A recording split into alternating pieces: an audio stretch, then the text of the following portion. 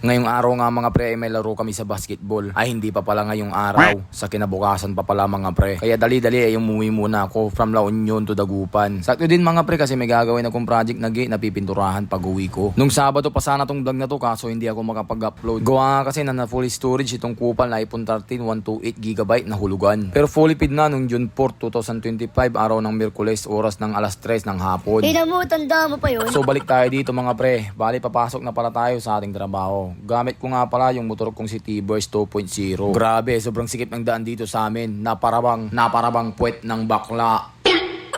Maraming salamat nga pala sa batang ito sa pagkuha sa akin ng video. Shoutout pala sa iyo pre, sana maging maging sino ka man. Bali, ito nga pala yung gagawin natin na pipinturahan na gate mga pre. At ito naman yung masusunod na plano ng kulay ng gate. Kaso nung pagkakita ko nga sa gate mga pre, naparabang may nauna ng gumalaw mga pre. Ang pangit kasi ng pagkakamasilya. Kita nyo naman siguro kung gaano kapangit yan. At dito nga mga pre, inumpisan ko na nilihang surroundings ng gate. Kaso ang hirap, parang yung kamay ko ata yung mauubos. Kaya naman ginamitan ko siya ng grinder para hindi na ako mahirapan. Ganyan na kasi yan mga pre, ayusin ko lang at hindi ko na mamasilyahan. Bali 2 araw lang kasi ang ibinigay na dapat ay matapos natin ito. Kaya ako'y nagtaka, nagtanong, nagkamot, bakit siya sumasayaw na sapatos lang ang suot. Gagi, siglak na yun pre. Siglak na yun. So paano ko pala gagawin yung 2 araw? Naku, hindi ko din alam pre. Siyempre pagka ganun mga pre, pupunta muna tayo sa pang basic na trabaho. Yung bang parang semi lang at hindi masyadong pulido. Yun bang parang maganda lang pero hindi sa mata. Para pag makita nila yung resulta, doon nila makukumpara na yung trabahong hindi dumaan sa proseso, tapos yung trabahong dumaan talaga sa proseso. Shoutout ko muna mga kasama kong kuyakoy sa trabaho na si B1, B2 at si B3. Pero ito talaga yung pinaka-kuyakoy sa aming lahat. Nagka-trophy nga to eh, sa sobrang kakuyakuyan. So dito nga mga pre, natapos ko nang napinturahan ng black ang gate. At bukas ko na lang itutuloy ulit yung sa gitna kasi medyo basa pa. Kaya kita-kits ulit tayo bukas sa gitna yan mga pre. Tayo ay uuwi na sa bahay para makapagpahinga tayo ng kunti. Kasi may laro pa tayo mamaya sa basketball. Bali dito nga mga pre, nag-umpisa na ang laro namin sa basketball. Kinuhanan ko lang na maikling video at highlights yung mga kasama ko at hindi yung mga kalaban namin. Kasi magpahanggang ngayon mga pre ay masama pa rin ang aking kalooban sa kanila. Kasi dahil sa kanila ay 0-3 na kami. 0 wins and 3 losses. Aray mo, kuyakoy.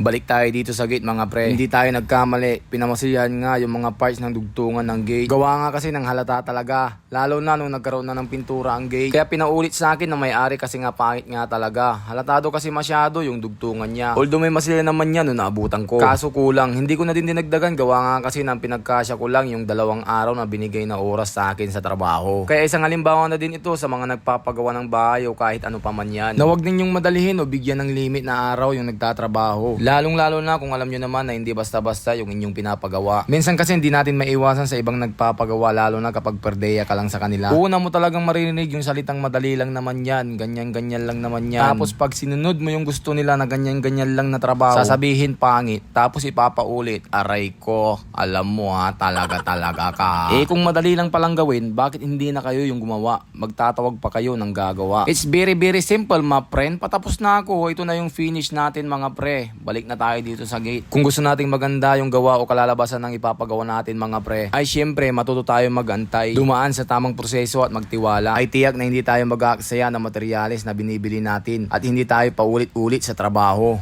So paano mga pre, dito ko natatapusin ang aking video. Mukha kasing napahaba na naman ang aking kwento. Maraming salamat sa patuloy na suporta ninyo mga pre. Muli, ako si Kuyakoy ang nagsasabing ikaw ang boss ko dito.